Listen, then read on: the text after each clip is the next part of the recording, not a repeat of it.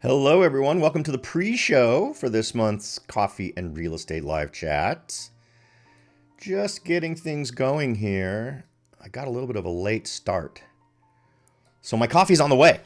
Today's coffee of choice will be Pete's Coffee.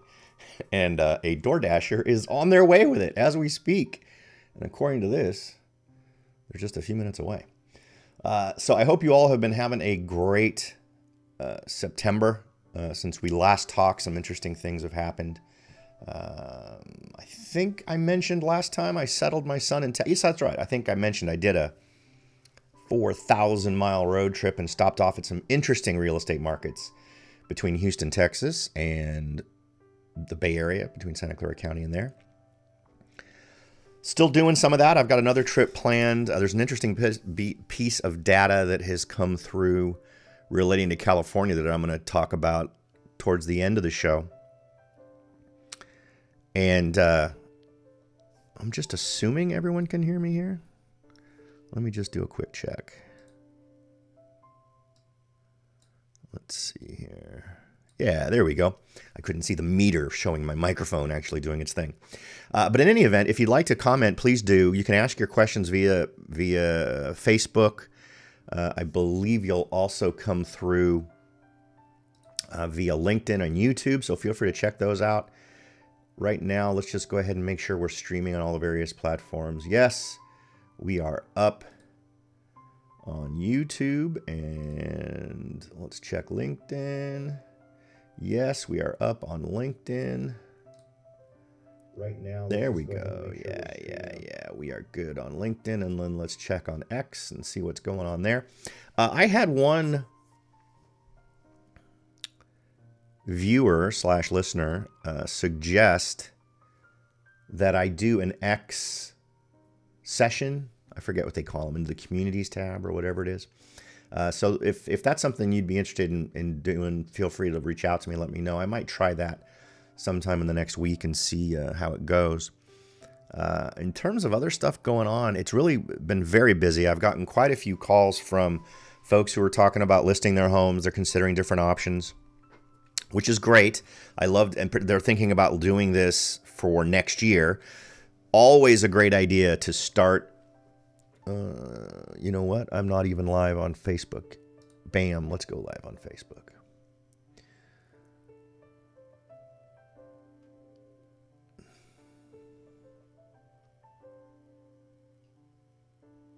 And there we go. All right. Welcome all my folks on Facebook. I've been doing the pre-show here for a few minutes. Already talked to the folks over on YouTube, LinkedIn, and X. But welcome to it. I hope we have a great one today. We've got some interesting data. We've got some very interesting news. One thing that's interesting is that California is finally showing up on some of the reports that I share. You know, the ones I talk about, that where the best opportunities are and where great prices are, those kinds of things. California almost never shows up unless it's a list of bad news, right? Where the highest prices are. But we've actually shown up on one that actually is kind of encouraging in terms of folks who might want to either be shopping for an area that is more affordable or looking for an investment opportunity. So again, we'll talk about all that once we kick off the show. Now, we're about 9 minutes away from the show officially starting. If you've got any questions, feel free to throw them into the comments now. I will be happy to address them once we actually start the show. Obviously, one of the goals of doing the Coffee and Real Estate Live Chat is to answer questions in a forum where everybody can benefit from them, right? So I really appreciate those of you, and I get there are a ton of you who consume the live chat as a recording, right? As a replay.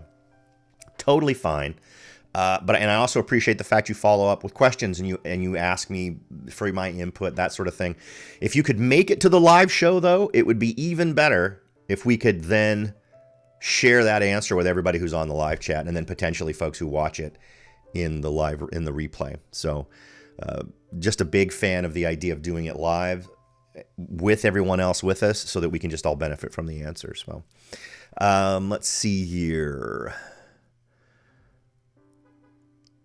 We're about 8 minutes away. I think the DoorDash guy may have just showed up. And And yes, he has. So I'm going to step away for just a second and go grab my coffee. So I'll be right back.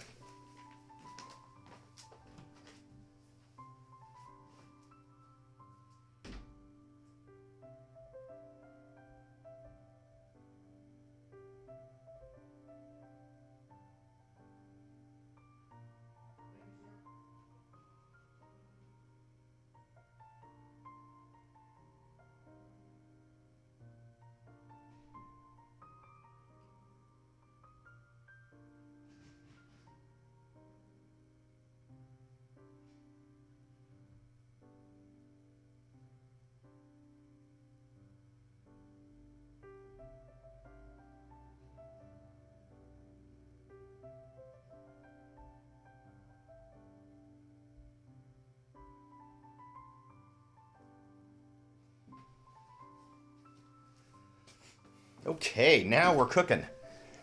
This would have been my very first coffee in real estate without coffee if I had not ordered DoorDash. So today's coffee of choice is Pete's Mocha. And I need to alert my son that his coffee is here because I'm such a nice guy. I ordered a mocha for him, or a coffee for him.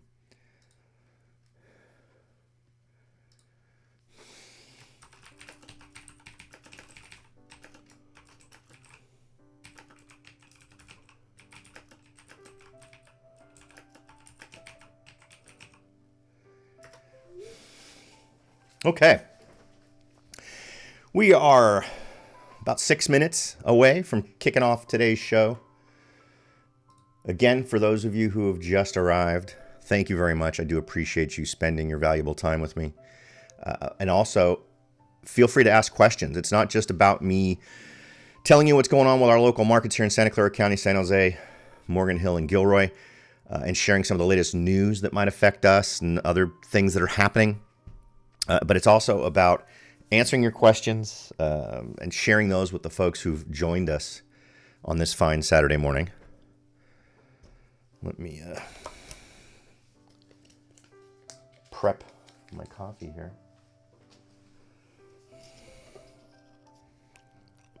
We could have the Pete's versus Starbucks debate.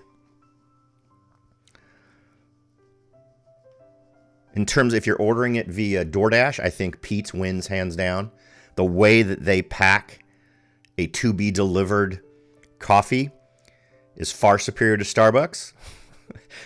As someone who's been stuck many a morning, unable to make myself a coffee because I have tons of phone calls to make and contacts to make in the morning. Every now and again, it doesn't happen very regularly, maybe once every 2 or 3 weeks, but both of the times I've ordered Starbucks delivered, it has ended up spilling and the person's made a mess and literally dripping all over and all kinds of crazy.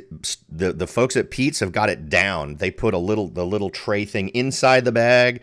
Everything is set in there perfectly. It is a excellent execution on packaging for delivery. Starbucks not so much. In terms of taste, it really depends on my mood, you know? I was a Starbucks guy for so long that there's a certain comfort in that flavor that I get because there's always this certain consistent flavor. No matter where I've been, whether it's in Europe or in the United States or anywhere, if I'm getting Starbucks, it all tastes like Starbucks, right?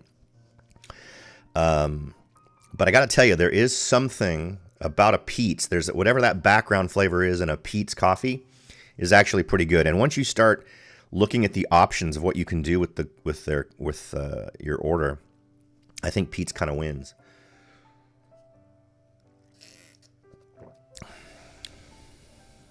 Yeah, this is a good Pete's. 3 minutes away. Again, just to remind everyone, feel free to throw your questions into the comment section wherever you're at right now. The comments will appear on the video feed on the screen in the lower left, so everyone can see them. Because obviously, if you're on LinkedIn, you're not going to see a comment that's made on YouTube or on Facebook unless I do that. But of course, I'll also repeat your question, so you'll be able to hear what the question is, and then I'll try to give you the best answer I can.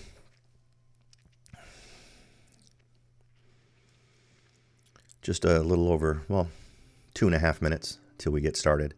Interest rates obviously have taken an interesting turn. We had, and remember, even though the prime rate has been reduced, the 10-year Treasury is really what dictates what happens with mortgages. But there's also a huge psychological element to it. We'll talk about that during the show today as well, at least some advice I'll try to give you. I wouldn't jump on a refinance right now, for instance. I would not jump on locking in that rate. There is definitely a lag that happens between changes of one kind and then actually seeing them happen in the world.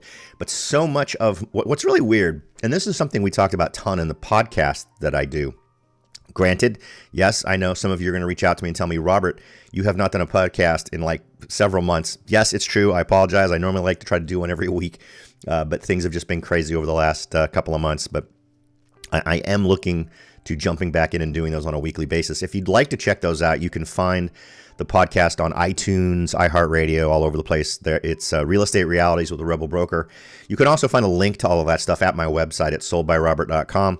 Or you can go to therebelbroker.com, and both of those will give you the links you need to find ways to access the podcast using your favorite method of doing that. So feel free to check that out if you are so inclined. All right, we're about a minute away. That's a really good mocha. Things were so busy this morning, I didn't have time to even make myself one. For those of you who've been listening to the Coffee and Real Estate live chat for a while, you know that I think it was last time I finally had decided I had stumbled onto like the mixture of my mocha that was preferred, that challenged the Pete's and the Starbucks of the world.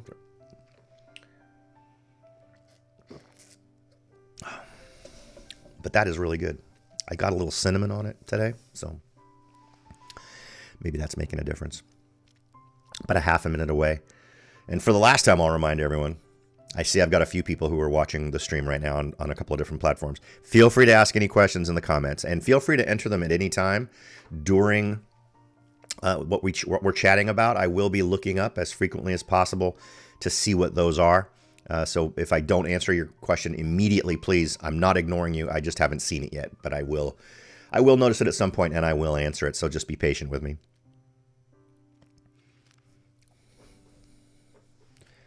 And finally, let's turn off that ringer on the phone just to make sure I don't get interrupted while we're doing this. And we are set. All right, folks. Welcome to it. Welcome to the Coffee and Real Estate live chat for September of 2024. My name is Robert Whitelaw. I'm a licensed real estate broker and realtor right here in Silicon Valley, California. Been doing this since forever, 1988, so 35 years plus, helping people buy, sell, and invest in real estate. And having a great time doing it. And I hope that this is some valuable information for you. For those of you who are new, this is an opportunity for us to sit back and kind of look at what all the numbers are, what they were for last month, and then do a year-to-year comparison, and then just do what's changed over the course of the months that have just passed. And then we also talk about some news and information that affects those of us who live in this market. With an eye always towards maybe taking your experience to the next level, I always encourage buyers particularly to try to have an investor's mindset in a lot of the ways that they analyze property. So frequently the reason why I'm making references to investors is because buyers are investors, right? You're investing in your home with the hope that down the road, it's either going to be, you're going to make money on the sale, or you're investing your time and effort to giving your family what they need, right? So everybody's an investor when they're buying. Some people just need to get into that mindset. Now, what we usually do here is start off with an analysis of the numbers, and that is what we're going to do. So let's go ahead and kick it off and see what we can see. All right.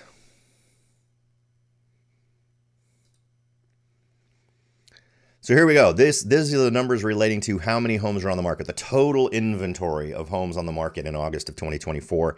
And you can see that, again, this is a year-over-year comparison. And the reason we do a year-over-year comparison is to eliminate any seasonal influences, right? Because a January can be very different from a December, right? Just when the new year kicks off, we start to see a sudden change in the market in terms of number of homes coming on the market, level of buyer interest, that sort of thing, at least in my local market. Now, obviously, depending on what kind of winter you have, if you live somewhere else in the country, these trends could be very different. But the bottom line is, this is a way to eliminate for those trends. And because it's also a way that is used to frequently convince you of something that isn't true.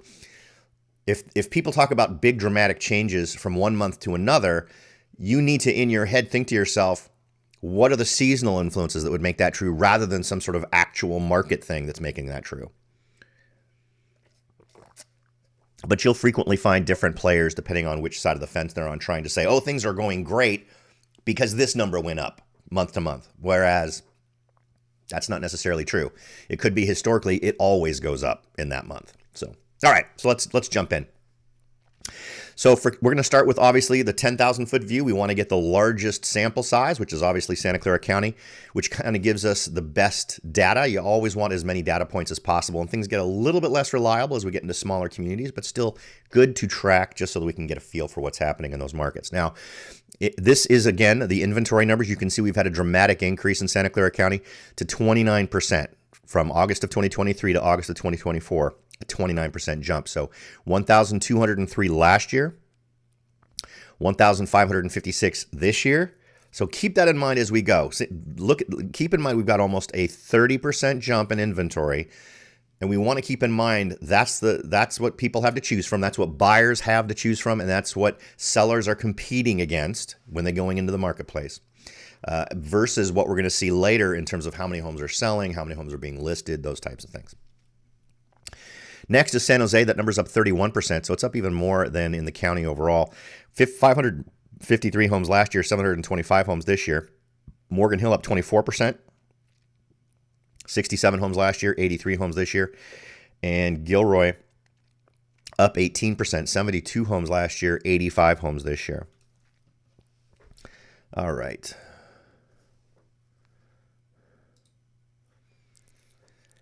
Next, let's take a look at new listings. So these are homes that were added to the marketplace in the month of August. So new sellers signed a listing agreement and agreed to put their home on the market in the month of August. It's interesting to note this because this is typically the very end of the market, right? This is when people would prefer to have escrow closed generally because they want to have their escrows closed and all of that stuff be done before school starts, particularly when we're dealing with families, right, that have kids. That's one of the guiding factors. So it's interesting to see these kinds of numbers, particularly an increase from the same time last year. So we can see in Santa Clara County, this number is up 10%. 1,266 last year, 1,396 this year. San Jose up 9%. 642 homes were added to the market last year, 702 this year. Morgan Hill has seen a pretty interesting jump in the total number of listings, 28% jump from last year. 46 homes were listed last year, and 59 homes were listed this year. In Gilroy, 6% increase, 50 homes last year, 53 homes this year. And for all intents and purposes, when we have them that close in a very small community like Gilroy, I'd call that a wash. I'd call that really no change from last year. But interesting numbers to think about in terms of Morgan Hill being a much more in-demand market and seeing so many homes coming on the market compared to the same time last year. All right, next on our hit list is the total number of homes sold. Now, this is an opportunity for us to get an idea of, are we adding to overall inventory or taking away from it, which means are we listing more homes than we're selling? In terms of changes from last year, and this is another number to keep in mind as we go. In Santa Clara County, we had 1,026 homes sell in August of 2023, 1,065 in August of 2024. That's only a 4% increase, so relatively flat compared to the same time last year. And in San Jose, only a 2% increase, 528 homes last year, 540 homes this year. Morgan Hill, 29 homes last year, 33 homes this year for a 14% increase. Again, because of the smaller sample size, really more of a flat change. And in Gilroy, we saw a 16% increase, 38 homes last year, 44 homes this year. But overall, an increase in sales. So we're all over the zero line in terms of of comparing what we've achieved last year and this year. But if we look at this number of homes sold versus number of homes listed, in every case, we've added more homes to the inventory as we head into winter, as we head into the end of the season. 331 homes were added to the market in Santa Clara County overall. 162 homes were added to San Jose. 26 homes were added to Morgan Hill, and 9 homes were added to Gilroy when we compare listed versus sold, right? And yes, we had a period of time where we were selling more homes than we were listing for a while there, particularly when prices were crazy. But that hasn't happened for a while now. So this is at least the 6th month I think that this has happened. So just keep that in mind as we go through these numbers. Next, total months of inventory. Now, this is an interesting number because it gives us a bit of a calibration to the leanings of the market. Is it leaning more towards buyers or sellers? A balanced market nationally is typically considered to be about 5 months worth of inventory. Here in Santa Clara County, I'd say that number is a little lower, maybe 4 to 4.5 months is a little bit more of a balanced market, but we're nowhere near those numbers. Santa Clara County overall last year in August was 1.2 months of inventory. And what that means is if we took the numbers for August and froze them, the total number of homes available for sale and the total homes sold number, how long would it take to sell off that inventory? 1.5 months. So we definitely are leaning heavy into the seller side. However, it has gone up, which indicates movement towards the buyer side. Don't take that as it's a buyer's market. Take that as we are way into seller's market territory, but we have moved a little bit more towards buyer territory, buyer dominant territory, but we're 3 months away. We'd have to have another 3 months of inventory in order for it to be balanced. So not even in a buyer's market. 1.5 months for Santa Clara County in August of 2024 for a 25% increase. San Jose, that number last year was 1 month worth of inventory. This year it's 1.3 for a 30% increase. Morgan Hill, 2.3 months last year, 2.5 months this year for a 9% increase. And in Gilroy, it's a wash. 1.9 months last year, 1.9 months this year. So really seeing the same sort of supply and demand numbers in play for Gilroy. All right. Next, let's take a look at pending homes. Now, pending is interesting, right? It's a future indicator. Pending means that an offer was accepted in the month of August, which is obviously a telegraphing number of how many homes we should expect to see getting sold in the following month, in the month of September. What will we see for this month of September in terms of homes that actually sell? We can see these numbers are a little bit anemic, aside from when we get to Gilroy, but in Santa Clara County overall, we only had a 5% increase in the total number of homes that went pending, where an offer was accepted. Now, keep in mind, we had a 5% increase in the total number of homes that went pending or contingent, but we had a 29% increase in the overall inventory, right? If you wanted things to be keeping pace with what our inventory numbers are indicating, because remember, these are year-over-year numbers, I would expect activity levels, if the buyer's market was strong enough, to push into the same sort of level of increase that we see in homes coming onto the market via inventory numbers. Why? Because forever what we've been talking about is inventory is the key, and that there haven't been enough homes for buyers to purchase. What's going to be interesting to see, because interest rates did their little magical 0.5 point drop within the last couple of weeks, that would affect the end of September numbers. So I'm very anxious to see how many offers end up getting submitted in the last couple of weeks of September and first week of October. My guess is it's going to be elevated. And we're going to see what interest rates are doing here in a minute with a specific gaze on our local market. In any event, San Jose, 5% up, 538 last year, 565 this year. Morgan Hill down 8%. We had 38 homes go pending last year in August, 35 homes go pending this year. Again, because of the small sample size, I'd call that more or less a wash, but still with a downward trend. Gilroy, 42% increase, 26 homes last year, 37 homes this year. And I think that's an easy to understand number. As we go through, we can see that you're getting much more bang for your buck in Gilroy in terms of just average sales price, the homes you're getting for those sales prices. So I think a lot of folks are cluing into that. So more offers are being made in Gilroy than were, say, a year ago, because I think people are seeing some of the deals that they can get without. So they're changing how much they want to spend without changing what they want to get for it. So if you wanted that 3-bedroom, 2-bath home in San Jose or Morgan Hill, you may have gotten priced out. Gilroy was having that same house for less, meaning that you would be able to afford a monthly payment that's going to be a little bit more reasonable, perhaps, to fit your budget. So that's why I kind of call that out. Let's see. Next, let's go ahead and take a look at average original price. Now, original price is an interesting one because it's not one that a lot of folks that I pay attention to who do data look at. But I like to do it because it gives you a peek inside of the mind of a seller when they first list their homes, because this is an expectations number. This is, I believe my home will sell for this. When these folks who owned these homes sat down in their living rooms with a real estate agent and agreed on a number of what they would offer their home for sale at in the multiple listing service, this is the number they picked. So this isn't after the price has been increased or decreased over time. This is just what was the original list price of homes in August. So in Santa Clara County, it was up 6.7% from last year. So how to interpret that number? Think of that as sellers in the county in general believe their home is worth about 6.7% more than it was a year ago in terms of their asking price. And last year it was $1,810,710. This year it's $1,931,261. San Jose is up 2.2%, which is, and for those of you who've been following me and participating in these for a while, you know that we've had months in the past where these are double digits, where it's 10, 12, 15%.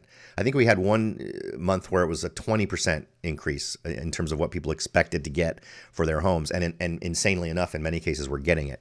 But in any event, so San Jose up 2.2%. Last year it was $1,425,437. This year it's $1,457,000, $457,093. And again, original list price. In Morgan Hill, down 10.1%. Last year it was $1,601,941,000.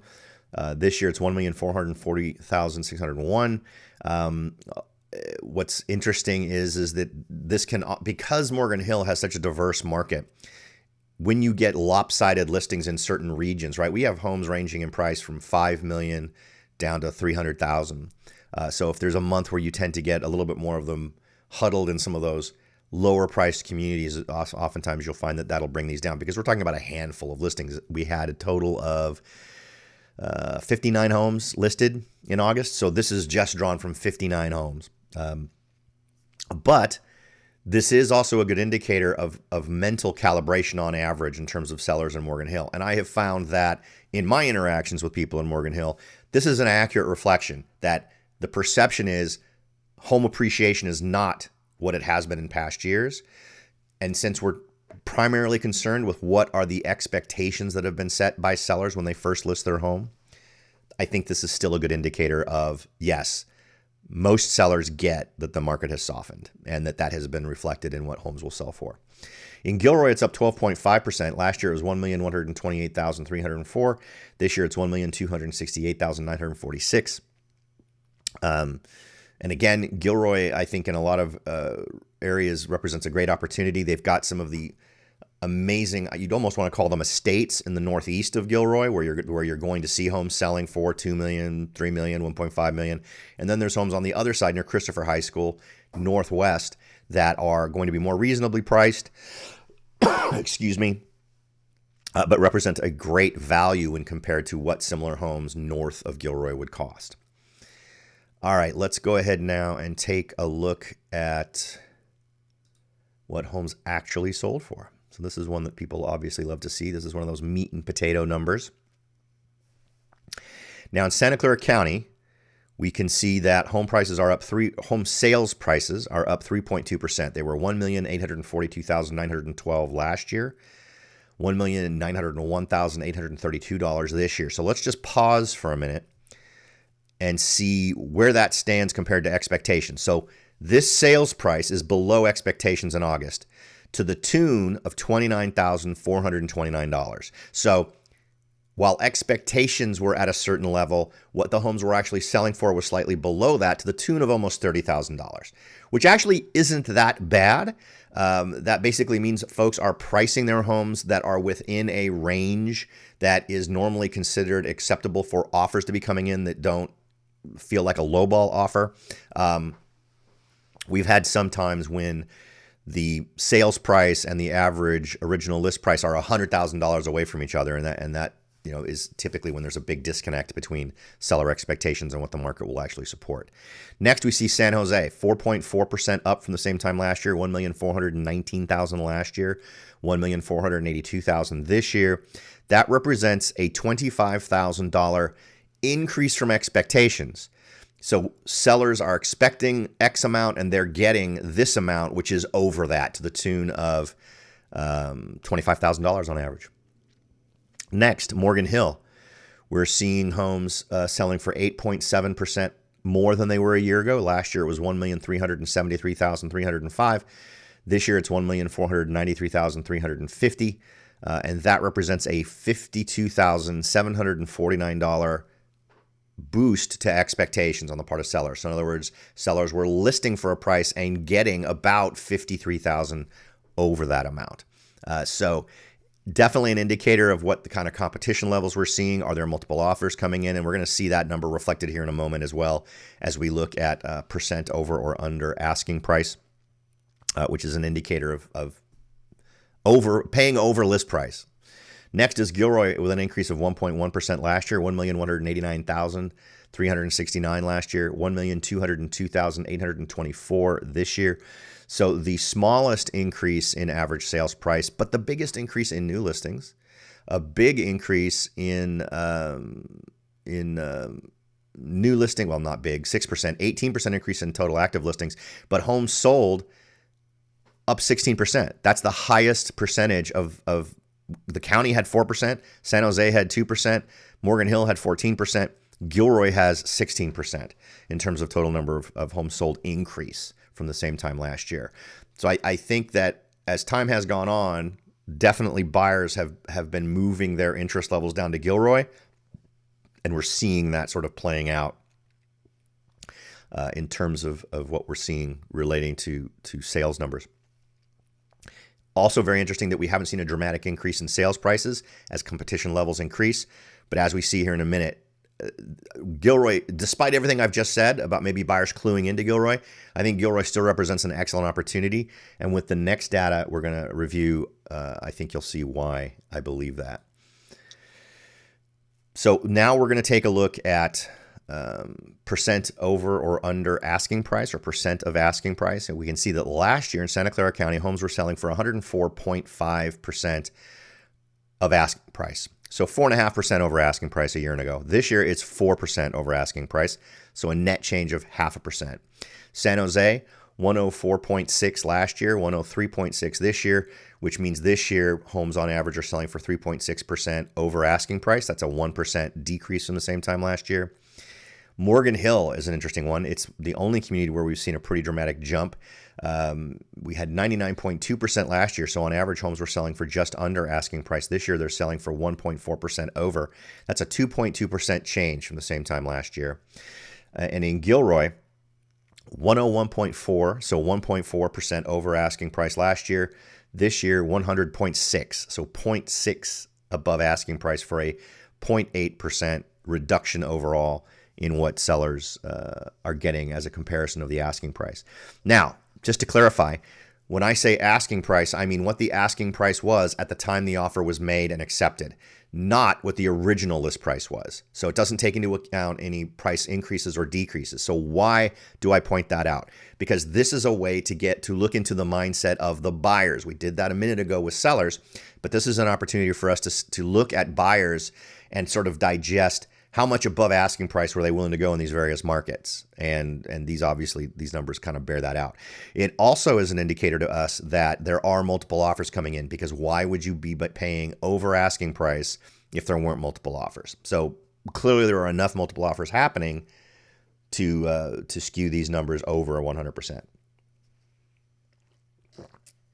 Now, does that mean you cannot buy a home for below asking price? No. That's where who you choose as your real estate partner is going to be very important, by understanding the submarkets. Morgan Hill has dozens of submarkets. A lot of variability in Morgan Hill, for instance. Same thing for San Jose. Same thing for Gilroy, South San Jose, where I went to school, Limbrook, West San Jose, Sunnyvale, Cupertino, all those areas, Los Gatos. A lot of submarkets in those areas that are going to skew this experience one direction or another in terms of how likely are you to get your home sold with multiple offers. And obviously something I'm willing to chat with you about if you'd like to reach out to me, and you can find me at soldbyrobert.com if you'd like to do that. Next, let's take a look at days on market. This is how long it takes to get a home sold. And I'll give you the same speech I give every week or every month. If this number is over 14 to 17, then it's a real number.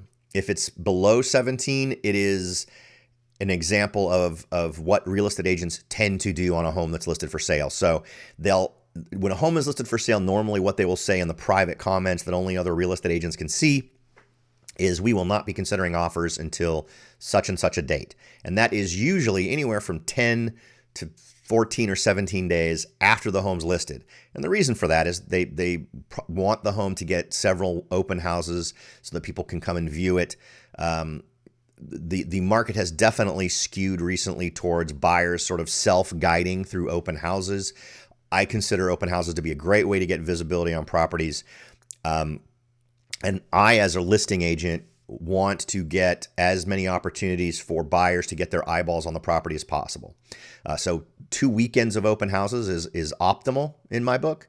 But just to point out that in all cases here, what we see feel like organic numbers, meaning the 17 and 18 days, well, maybe that's offers got submitted on the 14th, 15th, or 16th day, and then the seller considered their offers over a couple of days, and then that's why we get a 18 or 17 day number for how long it's been on the market. And then, so last year in Santa Clara County, that number was at 18. This year it's at 20. And that feels more like a real, we had to wait 20 days to actually get the home sold scenario. And that's 11% increase in the same time last year. In San Jose, that number is up 12%. It was 17 days last year, 19 days this year. In Morgan Hill, a 19% decrease, 32 days to get a home sold last year, 26 days to get a home sold this year in August of 2024. In Gilroy, another decrease, 26 days last year, 20 days this year, for a 23% drop. And again, a bit of an indicator of where interest is shifting. If we were to go back and take a look at what the average sales price was, we can see that Morgan Hill on average actually sells for a higher price than San Jose this month. That's not always been true. Last year, the average sales price in San Jose was higher than the average sales price in Morgan Hill. Morgan Hill's desirability has definitely boosted over the last month or two. We actually had earlier this year a bit of a struggle. We had that really big interest rate jump on mortgage rates. That really hit Morgan Hill. A lot of the homes that had come up in Morgan Hill were over the $1.3 to $1.4 million mark, and that was a tougher price range in Morgan Hill during that time. I know I had a home listed at above that price point, and we literally went on the market 6 days after that interest rate boost, and boy, did we feel it. And as I was talking to other folks and I was doing my open houses and talking to folks, the thing that had stopped a lot of buyers from jumping on board was the increase in interest rates. So it ended up taking a little longer for anyone who came on the market right around that interest rate jump, but it was an interesting time for Morgan Hill properties. And we've also seen at the higher price points there are still some challenges, and if you're someone who's pricing or shopping at that price point or above, keep in mind some of the biggest discounts that are happening at 1.5 and higher in Morgan Hill and many other communities. So keep that in mind in terms of whether or not you're gauging in your mind how aggressive you can get with your offers and get those prices below what asking price is. Okay, next. Now this is our opportunity to switch from doing year over year and doing just looking back over the months. Where are we at? So we're going to just do a basic graph here going all the way back to February of 2022. And the first one we like to hit is total active listings. Inventory. The very first number we talked about doing our year over year comparison. Now we can see from July to August, we had a decrease. From July to August of last year, we had a slight increase. From July to August of 2022, we had a substantial decrease. 2022 is going to be a weird year. Remember, that's when we had the beginning of 2022 is when we had the crazy interest rate jump in March. So things went wacky, really, for the rest of 2022. And I think that when we talked about this number last month, I expected either a bit of a decline or flat performance based on the fact we had two contradictory months over the past 2 years. I think I was giving more weight to 2023, but what we saw was a drop, which is an interesting one. What should we expect from August to September? Well, if we take a look at what happened with homes that went with listings, if we take a look at listing numbers, we can see that listings were up to 1,396 in Santa Clara County, up quite a bit from last year, up over 100 from last year. So what I'm going to expect is a bit of a flattening or possibly a bit of an increase in terms of overall inventory numbers. We'll see how that goes. It could be a continuing decrease. It'd be interesting to see if we get an increased level of demand that really pulls this number down. But we are continuing to see listings outnumber sales, which means we are adding to inventory each month. So my instinct is that we would see this either flatten or increase a little bit. Next in the hit parade here is new listings. Now we can see from July to August, we had a decrease in the total number of listings, but it was a relatively mild decrease. There was a dramatic increase from July to August of last year. You can see that right here. And we had a dramatic decrease in listings from July to August of 2022, which was that was just ridiculous. So what are the expectations? And we can also see that we saw new listings go up at a much greater level than we saw total active listings go up. I think one of the influencers during that period of time was that we were selling all the homes that were getting listed at one of these points. I'm not sure if it was that month, but I know that we've had instances where we were selling homes at a greater rate than we were listing them. So we were actually pulling down inventory more. But we can see that the line here in terms of new listings is gradually declining. This is less dramatically than, say, active listings. So again, I think that we potentially see a softening in the total active listings decline and have that flatten out or perhaps even go up. In terms of homes sold, we can see a very small decline on par with new listings from July to August of 2024. If we look at last year, we can see a pretty dramatic increase from July to August of 2023 and a dramatic, I'm looking at the wrong thing. It's still an increase from July to August of 2023, and then an increase from July to August of 2022 with a continuing increase in the month after, but a decrease in the month after in August of 2023. So if I was going to sort of ballpark where I think this is going to go, maybe I pick the mid ground between these 2 years and say that total homes sold, in just looking at market background, let's call it flat. But given the pending numbers, and since they were so flat, there was only a 5% increase in the same time last year. I'm going to go ahead and lean more flat. I think we're going to just sell on par with what was sold last year. I don't think we're going to see a dramatic increase. So I think that what we get is probably, again, relatively flat. Next, let's talk about pendings. See how flat that is? All of these are heading the same direction and in a relatively flat way. So I just don't see there being a rock our world data change in the month of September once that data is wrapped up and comes out. So I think we're going to see relatively flat performance on all of these. Next, let's talk about average list price, original versus average sales price. We can see interesting instances where the sales price gets higher than the list price. We can see that where we've got here is one where average sales price is now below average list price. And we talked about that being how much of a loss there was in the county of $29,429 on average, that sellers got below what their expectations were in terms of original price. But we can see that this is a changing month, right? Last month, the opposite was true. So we've seen a softening, and that usually spells a potential opportunity to enter into a new season of time where these numbers are going to be beneficial to buyers, where you might be able to find some better deals. If we look at last year, we can see that the average sales price was higher than the average list price, but then they kind of met the following month in September. And then in 2022, huge variation. Look at that. We had average list price, original list price, far exceeding what folks were actually getting. Again, that was a reflection of what was happening with interest rates in 2022.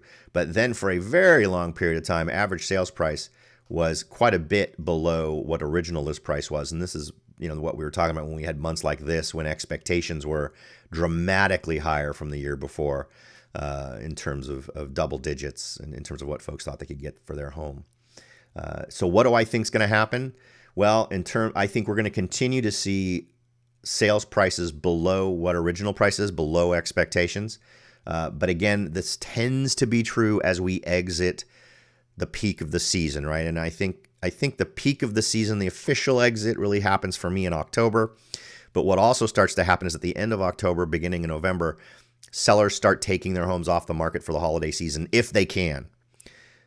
I'm not seeing a lot of stressed sellers, meaning they must sell. What I'm seeing is sellers who are simply deciding to sell but don't have to. So that would indicate to me we'll see a typical number of homes coming off the market in November and December that'll then come back onto the market in January and February.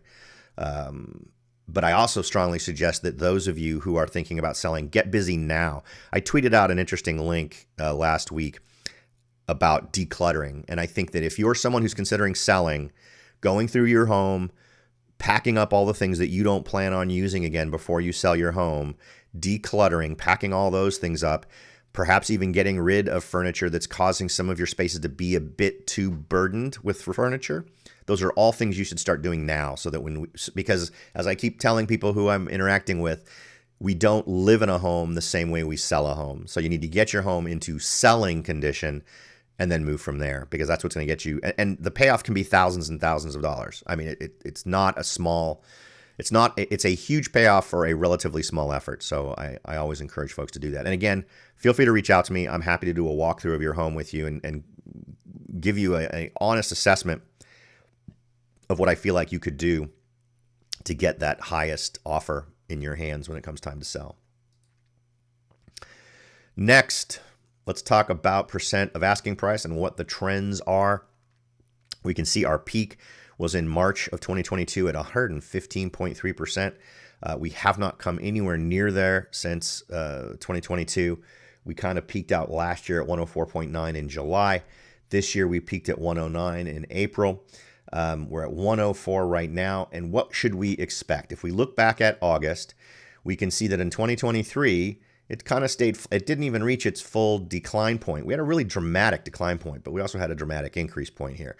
So where do we go from here? Our low point typically is January and February. And remember, these are based on sales numbers. So all of the homes that closed escrow in January actually accepted their offer probably in December or late November.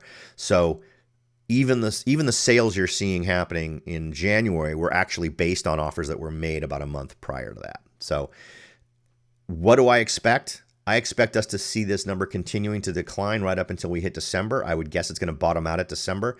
We're at 104 now. We were at 104.6 last year.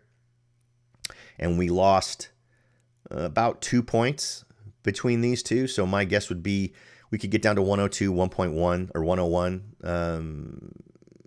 And this again depends on what happens with interest rates doing what they're doing. We may actually see this number go up, because if we lower interest rates, we increase the number of buyers, which increases the competition for existing inventory, which raises prices, right, as you get more multiple offers. So we'll see how that pans out.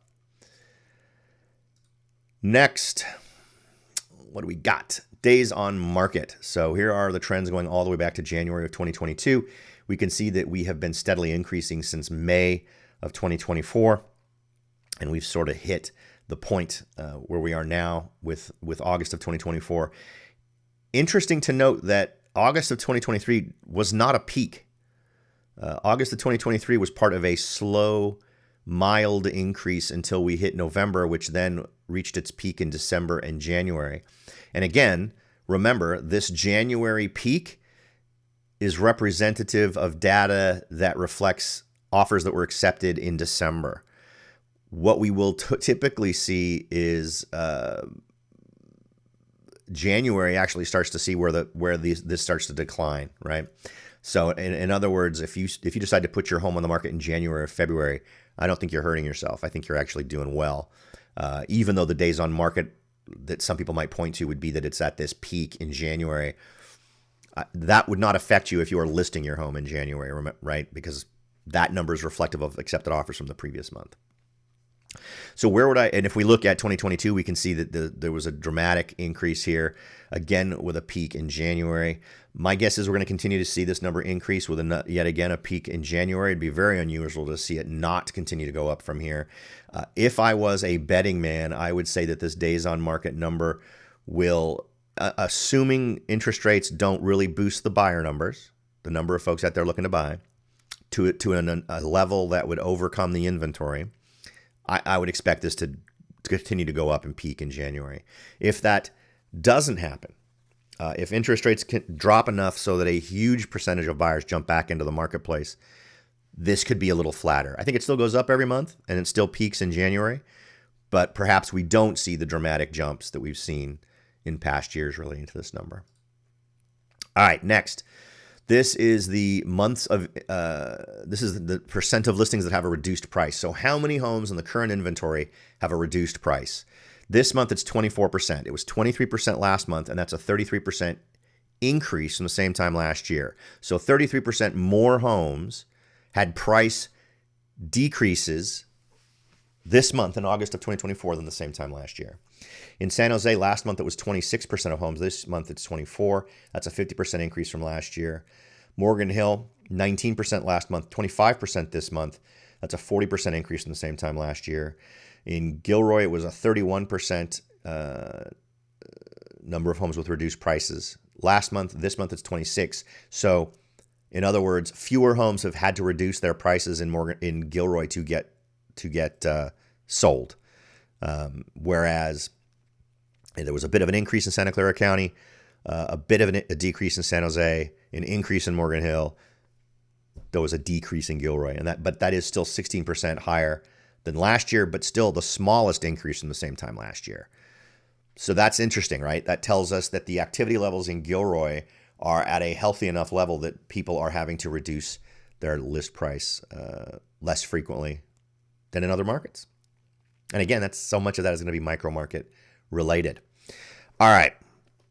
So I want to take a pause here after covering all of that data. I know that was a lot. If you've got any questions or observations you'd like to make, feel free to post those questions in the comments. As I said before, those questions will appear, I think, right there, or right there, so that you can see them, because right, if someone makes a comment on YouTube and you're not watching on YouTube, you're watching on Facebook or LinkedIn, you won't see those comments. So I've got it worked out so that that text will pop up right there, so we can all see the questions. And of course, I'll answer it verbally, so we'll all be clued into what's going on. But if I see I've got a couple of folks watching on a couple of different places here, so feel free to ask any questions you might have. All right. So what we'll do next is jump into some of the news items that I've come across. I've got quite a few this time around. Now, this is a new tool I'm using. For those of you who've been following me for a while, you know I was using a different data source before. And after a while, I decided to give another one a try, and the folks at Reventure seem to have a pretty good offering. So I thought I would take that one for a test drive. This is a great tool because as we go through these conversations, and you might want to ask about different markets. Now, the great thing is this covers the whole country. So if we get a story about someplace else and we want to try to get a little bit more feeling for what's going on in those markets, this will be a great way to do it. So feel free, any questions you might have, I'm happy to try and answer them. Right now, we're looking at home value growth over a 5-year period of time, and Santa Clara County is at 43.4%. August of 2019 was 1,113,000. August of 2024, 1,597,000. If you see a discrepancy in these numbers to my numbers, just keep in mind that the numbers I'm looking at are just single-family residential, townhouse, and condo. No mobile homes, no other stuff. So this may just be single-family residential homes, or some other combination. So that's usually why there's a discrepancy between what I'm reporting and what this data might be showing. One interesting piece of data, and this is again something that I shared on Twitter sometime this week. This tool is estimating that our real estate is overvalued by 26% right now, where a fair home value in Santa Clara County should be $1,267,000 and a typical home price is $1,597,000. So they believe it's overvalued by 26%. I would love to hear from you guys what you think about that. The idea of establishing an overvalued number is a little bit funny to me because, as we all know, the value of a thing is what someone's willing to pay for it. So the only way you could come up with a number like this and really claim it's overvalued would be if you've got comparable properties that are similar in most ways, square footage, bedrooms, baths, lot size, etc., and you could show that similar properties were selling for less. Well, that would be an overvalued home to me. So, but that's not happening here. If I do a competitive market analysis on your home, I'm likely going to come up with a number of about 1.5, 1.6 million. That's not overvalued. That's what the market will bear. So I'm still looking into what this gets defined as, but I thought it was an interesting number to check. In terms of just home value, we can see that right now they're talking about prices being stable, but you can see where things have gone. I mean, we had our big drop after 2007, and then look at that, just crazy, crazy increases. So feel free. Ask me any questions you might have. One area that I was interested in, I think I told you when I did my big old road trip to Houston, but I also did a road trip before that to this area, the Carson Valley area, and really liked this area. It's a part of Nevada that feels very California-like if you're living right along the eastern slopes of the Sierras, but you get the benefits of the Nevada taxes and lower cost of living.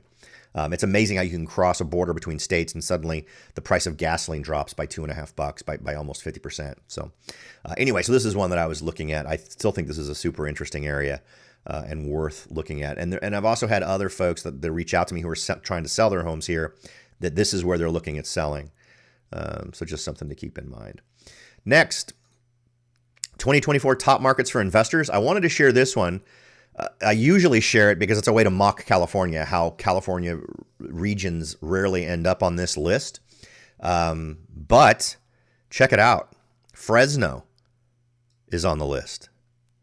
It may rank as number 25, but at least it's California. So it's not in the top 10 by a long shot, but I think that's interesting. And I don't think that it is a bad place to potentially look.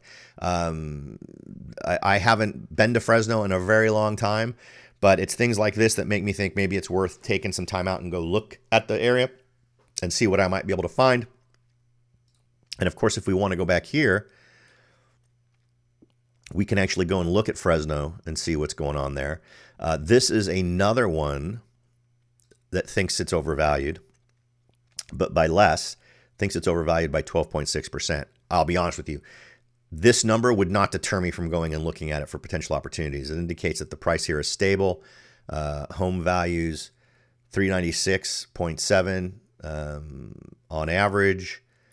And the growth year over year, 4.2%. It was 2% in 2023, but down from 20% in 2021. So we'll see. It was negative 2% actually last year with a recovery of 4.2. I would wager that you could potentially see this shifting so that this number goes back down to being down a little bit in Fresno. So maybe worth your time to take a look at. Next, Strong August new construction activity means more options for buyers this fall. So this is something else I wanted to point out because we have seen a ton of construction, but it just wasn't single-family residential. It was all multifamily. There are a lot of regulation reasons why that's true, taxation reasons why that's true, and less market reasons why that's true, but also restrictions on building. If you've got X amount of square footage to build something, the idea is to build the largest number of things so that you can get the largest amount of return. But the biggest increase has been in single-family starts, which I think is great. For a while there, we were seeing multifamily starts dominating, and I think it's a good thing to see a return of single-family starts. So we'll see how that goes. New residential construction ticked back up in August after a weaker July. The number of units permitted for construction rose to 1,475,000, up 4.9% from last month. Means again, that's a number that you should be very dubious about. Month to month, I want to know last year, but still down 6.5% year over year. That's the number that's more important. The overall number of single family starts being higher, I think, is a good thing, but it's a bummer that it's below what it was last year. Next, let's talk. This is an interesting one for Californians. Harris proposal capital gains tax rate would be highest for many since 1978. Vice President Kamala Harris is proposing to tax long-term capital gains at a top rate of 33% for high earners, taking the top federal rate to highs not seen since 1978. This is particularly annoying since in a lot of cases, folks who are able to dip into any kind of wealth, regardless of what your income level is. This isn't something that is aimed just at super high earners, right? Capital gains simply means you're selling off a piece of property, or there's a capital gains involved in this thing. And so if you inherit a house and you sell it, there's capital gains that are going to be calculated in there. And in some cases, that's the only way for homes that are financially in the bottom half of earners to get any kind of wealth back from something. And it's a shame that this is what they're talking about doing. I wanted to hit here because California obviously is our focus. California would be the most hit with this policy. We would be the number one out of 50 states in terms of what we pay for capital gains, where our top rate would be 46.3%, nearly 50% of what you make. So if if it's $100,000 in capital gains, you get to keep 53,000, which just is shocking to me. And I've never understood this. There is no compelling reason to understand why anybody in any government level, whether it's local, state, or federal, believes they deserve a chunk of your income from something you put a down payment on or whatever, or invested in, or whatever you did, and took all the risks, and then you sold it, and somehow that they're entitled to that. It's always been a mind bender for me. But anyway, I wanted to point that out because we would obviously be the most hit. We'll see how that pans out. So if Kamala Harris gets elected president, it's something to be mindful of, and it may make you want to decide what do you want to do about selling something. Do you want to try to get that done before the end of this year? If you're confident that Kamala Harris is going to be the next president of the United States, and this is something that would affect you, maybe you want to sell now. Maybe you want to get something sold right now instead of waiting for next year or the following year. Or maybe if you were thinking about selling next year, if Kamala Harris does get elected and she does do this, it may be worth your time to delay and see if the policy changes and goes back down. Because that would be a huge hit for an awful lot of folks, particularly if you're looking to sell and move up to another property or move down to another property. You could also do an exchange. There's other things you could try to do to defer that, but you'd want to talk to your tax attorney for that. Next, Federal Reserve cuts rates by 50%, by 0.5%. That's what 50 basis points are, right? 100 basis points is a full percent. 50 basis points is a 0.5%. I don't know why they don't just say 0.5% or 1% or whatever, but they don't. They say this. And we'll see how it goes. There's been some interesting chatter about this. This is a much bigger change than expected. I don't think there were an awful lot of folks indicating that they thought we might see a 50 basis point reduction in interest rates. But I think that a lot of folks were thinking that would represent telegraphing a higher level of concern. Concern for what? Well, typically you raise interest rates to fight inflation and you reduce them to fight recession. There are definitely other reasons, but in terms of the punchboard items right now that we're most worried about, this leaves an awful lot of people thinking that the Fed believes a recession is on its way or sees enough things going on that a recession is likely. Then they want to try to prevent it from happening, by lowering interest rates. Next, weekly housing trends. I always like to share these with you just because we like to compare the national numbers to our local numbers. Median listing price down 1.1%. As I showed on my average original list price, that is actually up 6.7% here in Santa Clara County. New listings were up 6.6%. We were up 10%, so we actually are listing more homes than the national average. Active listings, new listings were higher than the national. Active listings is up 29%, and it's up 33% nationally. So that's like the inventory number. So we apparently are not seeing the level of increase that we're seeing nationally, probably because we're selling more. I think our market is simply more robust than the national average. So there you go. And in terms of times on market, it's 8 days slower.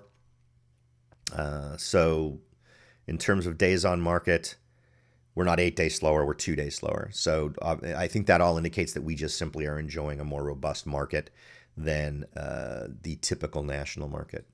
Next, existing home sales slipped 2.5% in August. Average sales here, home sold, was up 4% instead of going down 2.5%. So again, another indicator that our local market's a little bit more robust than the national market. Realtor.com reports active inventory up 33%. We're at 29, so not as much of a increase as what the folks at Realtor.com are reporting. This is one I wanted to share. I love these guys, and I know I've said that many times, but these are the folks at Pacific Legal Foundation, and this, again, relates directly to us here in California. This comes to us from Healdsburg, California, where extortionary zoning laws are being used to either charge people big piles of money or to steal portions of their property. So thanks to the city's inclusionary housing program, before the pilings, that's the name of the defendants, or the protesters in this one, could begin construction, they would have to make a difficult choice: fork over nearly $20,000 or forfeit a chunk of their land to the city. Just ridiculous. Now, we talked about a previous case that the Pacific Legal Foundation did in terms of equity theft, where when a certain amount of money is owed to the government and they sell your property, they were just keeping all of the money, all of the proceeds from the sale of your property, versus simply taking the amount you were owed and then giving you the remainder of it. There were places that were just keeping it all, and that was considered okay. It's examples like that and like this that encourage me to help reinforce with you: always assume any privilege you designate or delegate to government will get abused.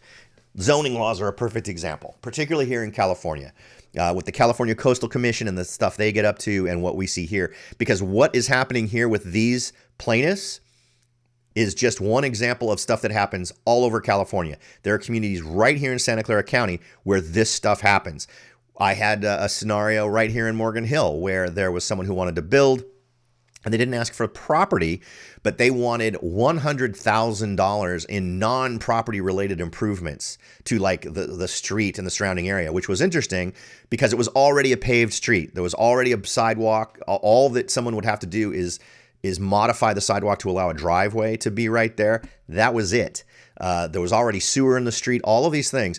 But Morgan Hill was going to demand, because you were inside city limits, Morgan Hill was going to demand that all of these things got done that came out to something like $100,000 to $150,000 worth of work that was before anything else was done. If you did all of that work, you still had whatever it was going to cost you to put that house in, right? It didn't affect connecting to the sewer. It didn't affect connecting to power or water. It didn't affect building your foundation. Nothing. This was all just all of this other stuff that you'd have to pay to get done before the city would let you build. And it's pretty ridiculous. I've actually seen that multiple. It's not just a Morgan Hill thing. There's plenty of local communities that do this stuff. Healdsburg is has an inclusionary housing program. This is one we have here too. And the reason why this is an issue, we have this in Morgan Hill, where we get all of these different townhomes that get built, and a certain percentage of them have to be low income, it's this kind of program. Requires property owners to pay a fee or else utilize any number of alternative options, all of which require residents to forfeit some interest in the property. In the pilings case, the fee that fee would cost them a whopping $20,134. Not only should property owners have the right to build on their own land without the government extorting them for money or land, but by packing the couple into a corner, Healdsburg is actually punishing the pilings for creating viable solutions to the housing shortage. Inclusionary zoning laws like these force property developers to subsidize housing that's below the market rate. If you ever see a listing in Morgan Hill that says you have to meet certain requirements to qualify for this underpriced property, that's what this is. Which counterproductively raises the cost of housing development. This in turn lowers the incentives for developers to build more housing in the first place, which also means the overall supply of housing is lower, as is the overall rate of housing development in a city. The ordinance isn't just counterproductive, it's also unconstitutional. Government cannot burden home builders with additional costs for problems they do not actually create, or in this instance, for problems that the government is exacerbating. Just like Healdsburg's outlandish claims that the construction plans will make housing less affordable, the California Coastal Commission contested that the Nolan's expansion project would create psychological barriers for motorists because their property would block drivers' views of the Pacific Ocean. The Nolans took their case all the way up to the Supreme Court, where, speaking in the majority opinion, Justice Antonin Scalia declared the Commission's demands unconstitutional and described them as an out-and-out plan of extortion. So if you're someone who has a mind to donate to really good causes, jump on this, donate to the Pacific Legal Foundation. They're one of the few organizations that's out there fighting for us every day in terms of property rights, and they win all the time in front of the Supreme Court. And if I can ever trick one of them to let me interview them again for the podcast, I will absolutely do that. If I could have them on every show, I would. I think they're fantastic. So just something to keep in mind. Top 10 U.S. metros with highest annual percentage increases in home flipping returns. I actually think the home flipping market in a lot of areas is very much softened, but I thought I'd throw these out there. Again, to point out that there's no California locations on here. But number 10 was Lakeland, Winter Haven, Florida. There's a lot of opportunities in Florida right now. They've got problems that you need to navigate, whether it's insurance for your condo or HOA fees or whatever. But I think there's definitely Florida. If you can get savvy about the Florida market, I think there's definitely room for some considerable profit. Number 9, Flint, Michigan. No, thank you. Number 8, Buffalo, Cheektowaga, Niagara Falls, New York, which I'm feeling is like northern New York. Too cold. No, thanks. Well, unless if you're investing, what do you care? You're not going to live there. Peoria, Illinois, Hilo, Hawaii. I would absolutely, you're talking to someone who's done Hawaii investing. And while Hilo is not Oahu, there are Hawaii-wide moves to really screw people over, at least in the short-term rental space. But in general, they're very hostile to renters that are out of state. So you're going to get hosed if you're not a Hawaii resident. Doing any kind of rentals, just something to keep in mind. Just be very aware of what local laws are. Number 5, Spokane Valley, Washington. Gainesville, Florida is number 4. Springfield, Illinois is number 3. Cape Coral, Fort Myers, Florida is number 2, and Akron, Ohio is number 1. So nothing in our neck of the woods, except for Washington, right, which is West Coast-ish. But interesting, I think, to kind of review those.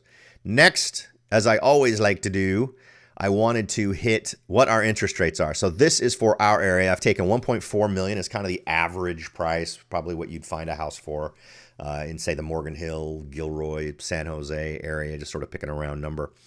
With a 20% down. So you'd have to come up with $280,000, and I'm assuming your excellent credit score. You would be seeing a monthly payment. Your best payment would be $6,708 with 6.037 APR.